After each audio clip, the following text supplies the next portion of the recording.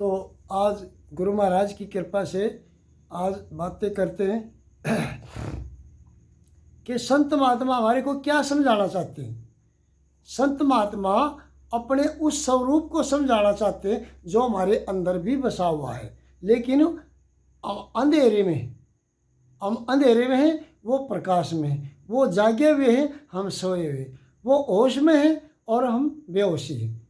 इसलिए वो हमारे को होश में आने की दवा देते हैं। सत्संग होश में आने की एक दवा है, ज्ञान, आत्मज्ञान, जिससे हम होश में आ जाएं, हम जाग जाएं, हम समझ जाएं कि हम दुनिया में कौन हैं, हम ये संसार क्या है, प्रकृति क्या है, हम किस लिए आए हैं, किस लिए ये हमारा शरीर, हमारे को शरीर मिला।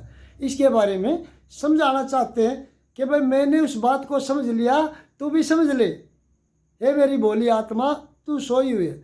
अब सोए हुए को जगाते हैं तो झगड़ा कर देता है, क्यों? सोए हुए को बड़ी अच्छा आनंद आ रहा है नींद में। इसलिए कुछ लोग महापुरुषों से झगड़ा कर देते हैं, लेकिन उनको पता नहीं होता ये हमारी भलाई के लिए जगा रहे हमारे को, क्योंकि नींद कमाल की चीज़ होती है, उससे हम जागना नहीं चाहते। क्यों? लंबी नींद, काफ़ी समय से थक के सोए हैं काम करके, तो बड़ी प्यारी नींद होती है, सुबह सुबह उठना नहीं चाहते, लेकिन हम समझ नहीं पाते कि ये जगाने वाले हमारे को हमारी अच्छाई के लिए, हमारी भलाई के लिए जगा रहे। इसलिए मीठी मीठी लोरियाँ सुनाने से तो बच्चा सो जाता है ना। और जो महापुरुष मीठी मीठी बातें करते हैं उनका क्या, वो तो डबल सुला रहे हमारे को। हम सो जाएंगे, हमारी जेब काट लेंगे। अरे सोने से तो हम बेहोश हो जाएंगे, हमारी कोई जेब काटो। जगाने वाले को तो हम चोट मारते हैं, गाली देते हैं। इसलिए महापुरुषों के साथ जाती हुई है, शम्स दरवेश की खाल पाड़ ली गई, ईसा मसीह को कीले गाड़ी गई, कबीर साहब को 70 साल की उम्र में काशी से निकलवा दिएगा, रविदास महाराज जी के साथ कितनी जिद्दबाजी की गई पंडितों ने। इसलिए ऐसा होता है। लेकिन संत महात्मा समझाना चाहते हैं कि ढूंढ में सही है, वेदों में क्यों ढूंढता, वेदों में नहीं है तो सही है। इनकी सन पर आटी लगी हुई है, इस आटी पर बड़े बड़े ऋषि मुनियों में ने देह हुम दी है, इस शरीर को परेशान किया है, कभी आग में, कभी पानी में, कभी खड़ी तपस्या, लेकिन रास्ता नहीं मिला। तलाश तो थी, लेकिन रास्ता कोई बताने वाला नहीं मिला। इसलिए अपनी तरफ से हम समझ नहीं पाए और कोई बताने वाला नहीं मिला। इसलिए फिर उन्होंने कहा, अरे बाम्बी कूटे बावरे सर्प ना मारा जाए, मूर्ख बाम्बी ना डसे सर्प सबन को खाए। अरे भाई, इस बम्बी को मत कूट, इस शरीर एक बम्बी है, इसके अंदर जो सांप रहता है उसको मार। वो मन है, जो हमारी अवस्था ऐसी उलझी हुई अवस्था का नाम मन है, जो संसार की चीज़ों में हमारे को भटकाए रखता है, यानी भटकते रहते हम अज्ञानतावश। इसलिए गुरु महाराज हमारे को प्रकाश दिखाने की कोशिश करते हैं कि जाग जा तू, तेरी आँख खुल जाएंगी, तू समझ जाएगा कि ये दुनिया क्या है। इसलिए कहते हैं कि भाई तेरे ढूंढ के अंदर ही, इस मकान के अंदर ही, ढूंढ में ढूंढ, इसी में खोज। बाहर किताबों में, तीर्थों में, पर्वतों पे, नदियों में, जंगलों में नहीं है। जिस सत्य की तलाश तू कर रहा है वो तेरे अंदर ही है, तेरे से अलग नहीं है। सिर्फ फर्क इतना है, मैं जानता हूँ, मैं पहचानता हूँ, तेरे को ना जान है ना पहचान है। इसलिए तू अपने आप को एक भ्रमित जीव कहलाता है, तू समझता है। इसलिए संत महात्माओं की संगति से हमें पता चलता है कि वो समझाना चाहते हैं कि ढूंढ में ढूंढ, इसी में कोई है तो सही है तो यूं का यूं, पर आटी लगी है, आट फंसा हुआ है। पता है शराब गंदी चीज़ है, लेकिन छूट नहीं पा रही। बस इतना फर्क है, पता तो चल जाता है लेकिन छूट नहीं पा रही। संतों की संगति से शुरुआत में पता चल जाता है। इस आटी पर बड़े बड़े ऋषियों ने देव शरीर को परेशान किया। फिर कहा, कबीर साहब कहते, आए थे कुछ लेने को, लिए कुबद ने लूट, दरिया के किनारे बैठ के गए तसाए उठ। आए थे कुछ समझने के लिए, यह मनुष्य का चोला इस तरह से गवा दिया और खाली चले गए, जैसे हमारे साथ से दरिया बहता, नदियाँ बहती और हम प्यासे चले जाते। खोजनी थी काया, खोजी चारों खूट, काननी थी तृष्णा बिल्ली, लिया बाढ़ ब्रह्म का उठ, अंदर में और डाल लिया वहम का उठ, ब्रह्म का उठ।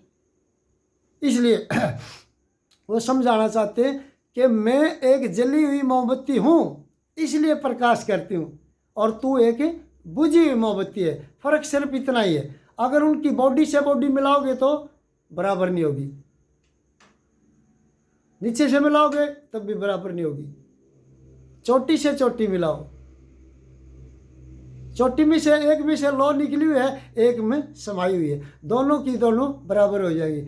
अगर हम एक बल्ब के प्रकाश में रहते हैं तो समझो उसके बल्ब के प्रकाश के दायरे में जब तक रहेंगे हम प्रकाश में रहेंगे, लेकिन बाहर जाने पे अंधेरे का सामना करना पड़ेगा। इसी तरह समझाने की कोशिश करते हैं कि भाई मेरे ज्ञान से तू जब तक जागृत रहेगा, जब तक तू मेरी बात याद रहेंगी, इनको भूल जाएगा।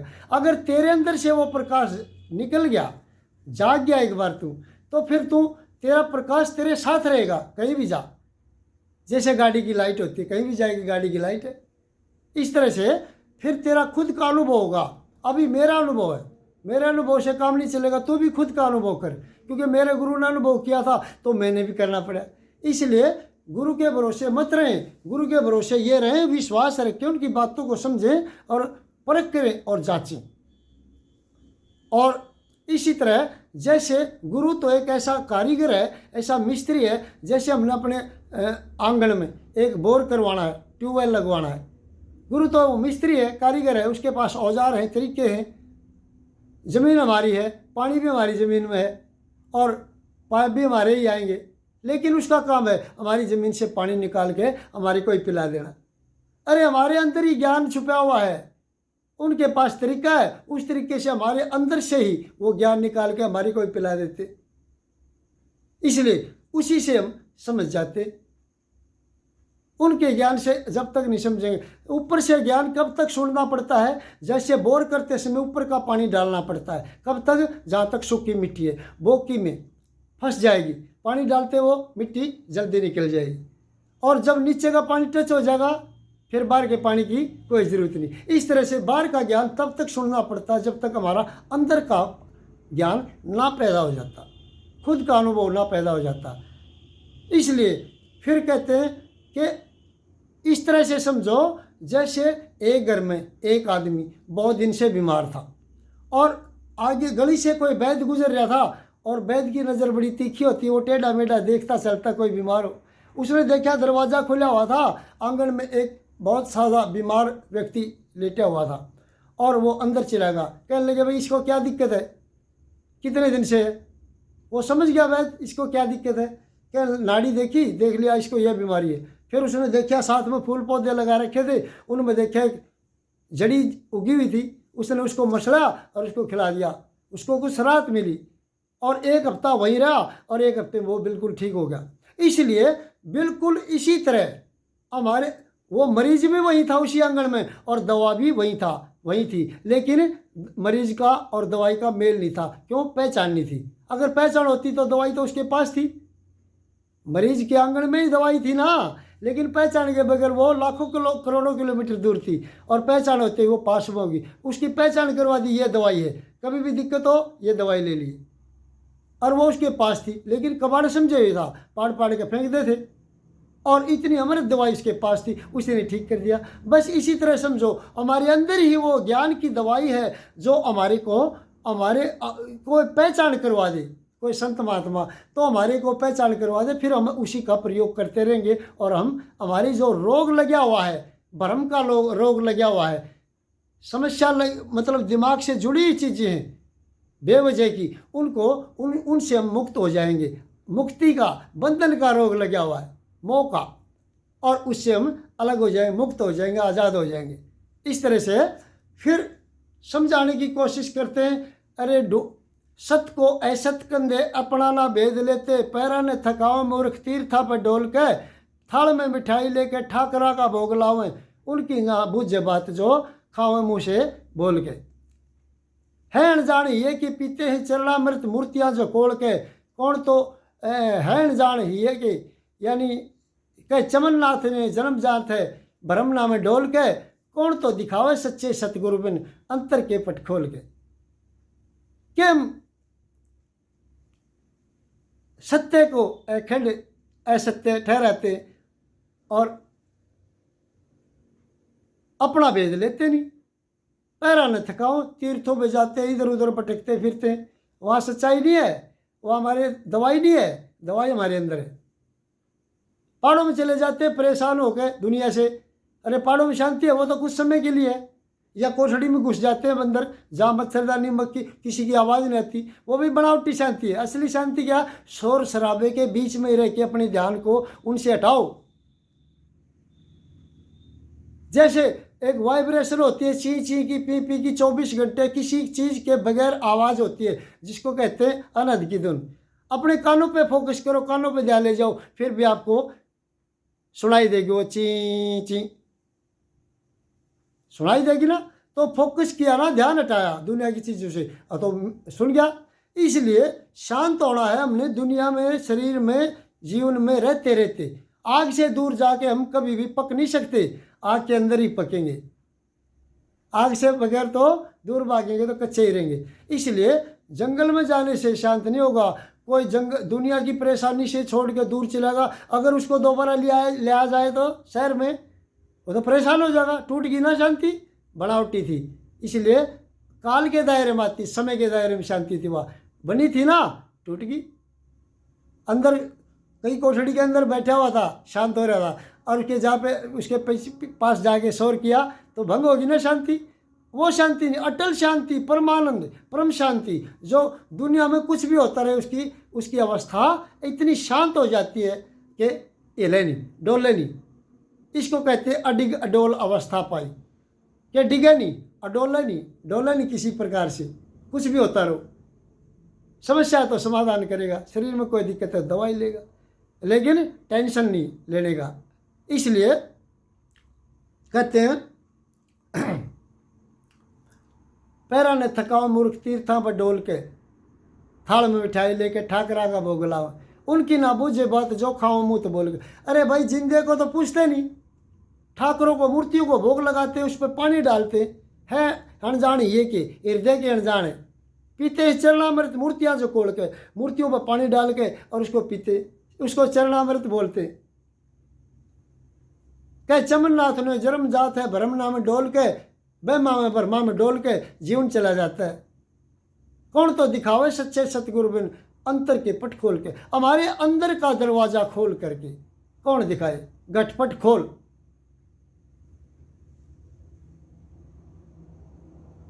तो गट के पट्टे खोले, अंदर का गटका, जो गटका दरवाजा है। बहुत सारे ज्ञान मूल जो होते, कोई कहता है घट ये तन घट है, कोई मन घट है, कोई पन घट है, अरे कोई जम घट है। इन चीज़ों में, बातों में नहीं उलझना। ज्ञान विज्ञान की टाटी और वाणी जाल भी है, परख और विवेक से बाईपास, जल्दी समझेंगे। जहाज में जाएंगे तो जल्दी जाएंगे ना, पैदल जाएंगे तो टाइम लगेगा। इसलिए पैदल जाने वाले उलझ ही जाते, पता नहीं क्या क्या समस्या हो जाती, पता नहीं कितनी समस्या, कितनी बातें बताते। इस तरह से उलझना नहीं, ऊपर ऊपर की बातों को अच्छी तरह से समझेंगे तो जो ज़्यादा एसपी डीएसपी या डीसी के पेपर देते वो इतना नहीं होता कि दुनिया की सारी पढ़ाई पढ़ते, लेकिन खास खास पॉइंट पढ़ लेते, इसलिए वो दुनिया में से जल्दी ऑफिसर बन जाते हैं बड़े।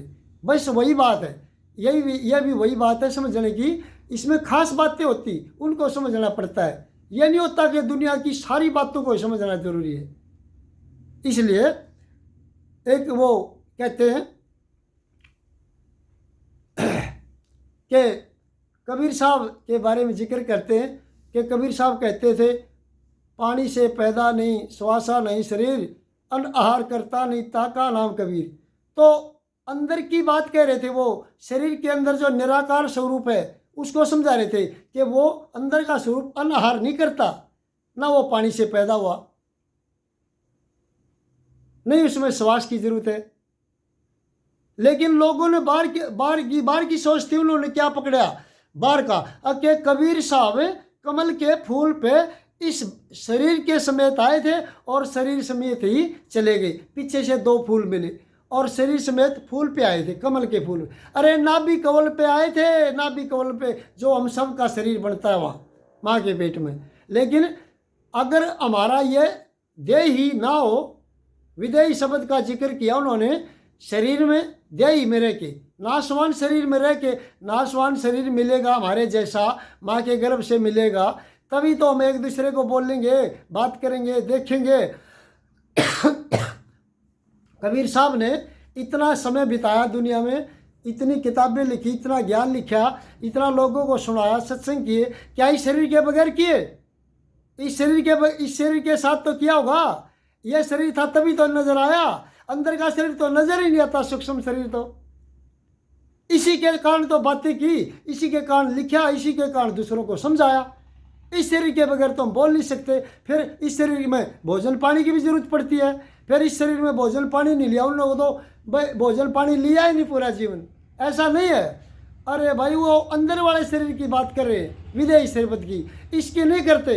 इसमें तो जो माँ के गर्भ से आएगा वो इसी तरह से आएगा और इस दिन यहीं छोड़ के जाएगा। ये भ्रमित बातें, कन्फ्यूजता की बातें, भटकाने वाली बातें, रास्ता दिखाने वाली बातें नहीं।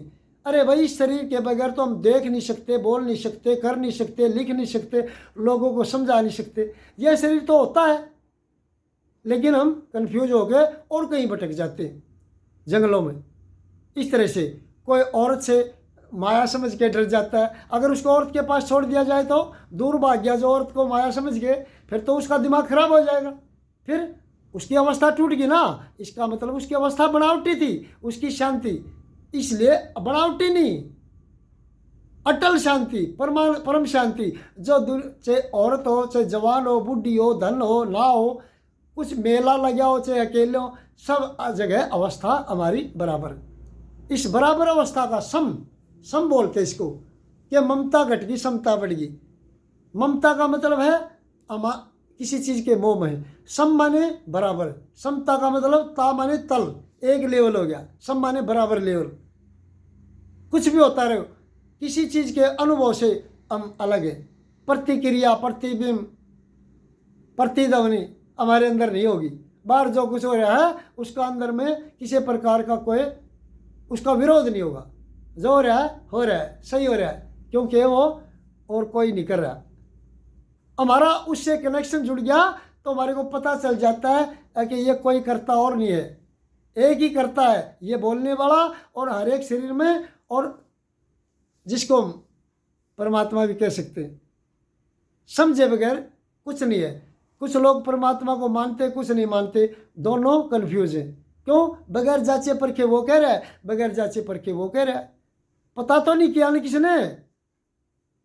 कहते हैं ये जगत क्या है ये जान ले, कौन है तू पहचान ले, झूठ और साच का निर्णय परख कर खुद ही छान ले। राजू नंद कहे सतगुरु जी की परख लिए से ना, व्यर्थ जन्म ना खो।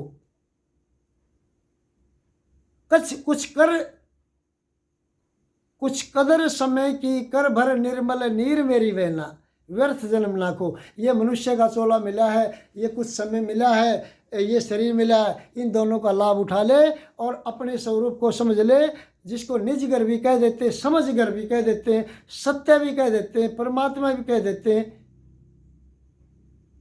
शुद्ध समझ भी कह देते हैं। तो इसलिए इसको अच्छी तरह समझने की कोशिश करें। ये इस तरह से है जैसे एक बार वो क्या नाम है, एक शेर का बच्चा था और वो उसकी माँ मर गई और भेड़ चराने वाले थे, और भेड़ चराने वालों ने वो बच्चा देख लिया, छोटा था, साथ में ले आए, दूध पिलाते बकरी का, और धीरे धीरे वो घूमता रहा बकरियों के साथ। अब बकरी तो खाएंगी घास, लेकिन वो शेर का बच्चा था, फिर भी वो उनकी बहाने वो ऐसे करती, वो भी ऐसे तुनके तान के तोड़ देता, थूक देता।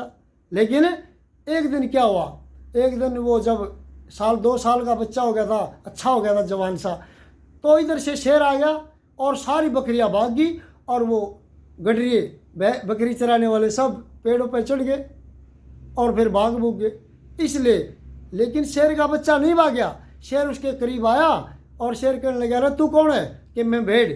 अरे भेड़ नहीं है तू शेर है। नहीं मैं भेड़ हूँ। अरे भाई भेड़ था तो ये सारी भाग गई, तू क्यों नहीं भाग गया? तेरे अंदर शेर का दिल है, तू शेर है, भेड़ नहीं है। इसलिए उन्होंने उसको समझाने की कोशिश की, लेकिन वो माना नहीं।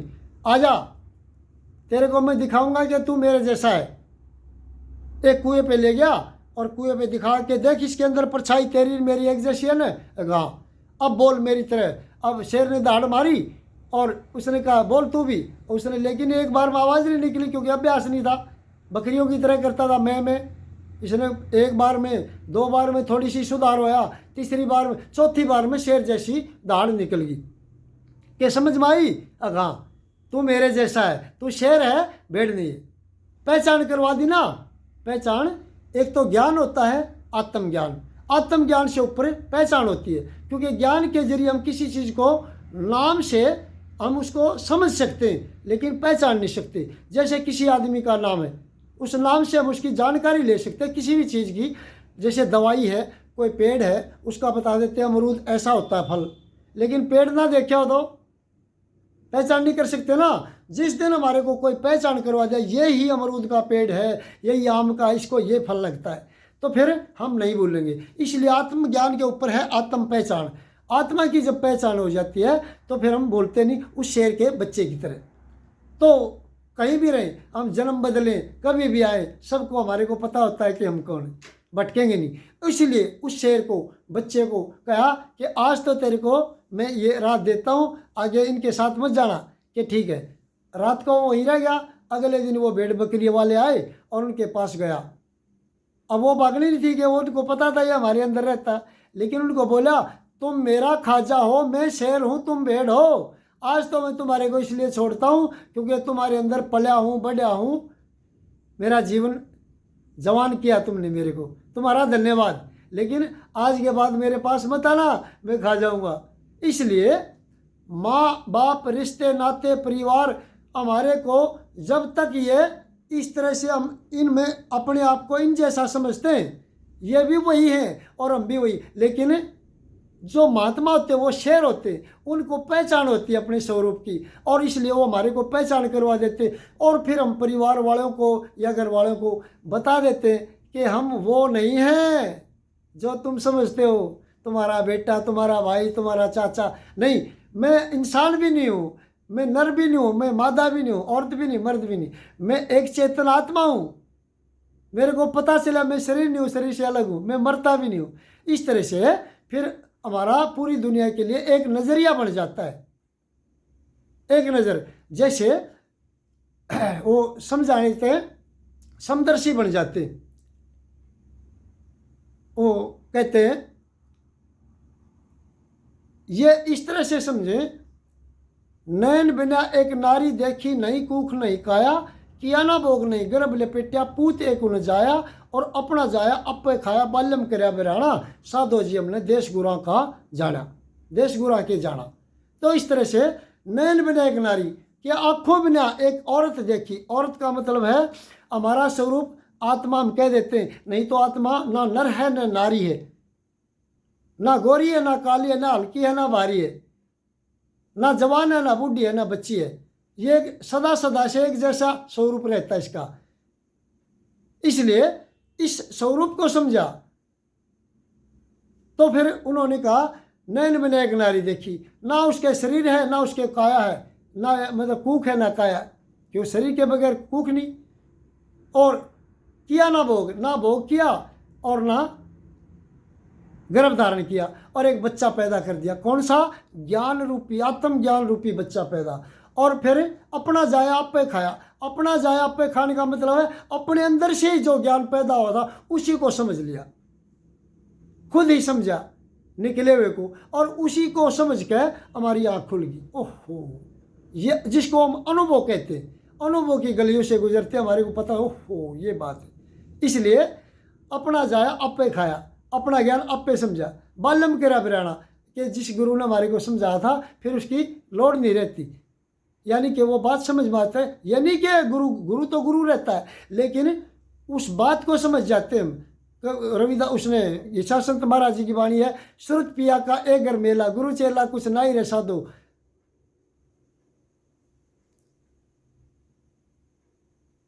श्रुत पिया का एक घर मेला, गुरु चेला कुछ ना ही रे साधो, दिशा संत समझ के बैठे घट में रहा समाई रे साधो। फिर एक हो जाते हैं गुरु और शिष्य। जो गुरु के अंदर है वही शिष्य के। फर्क कितना था, एक जाग रहा था एक सो रहा था। जब दोनों जागे बात बराबर होगी। जैसे बेटा जब तक था जब वो छोटा था, जब वो शादी होगी तो दोनों बाप बन गए, वो भी बाप हो गया वो भी बाप, उसके भी पत्नी उसके भी पत्नी, उसके बच्चे, बात बराबर होगी।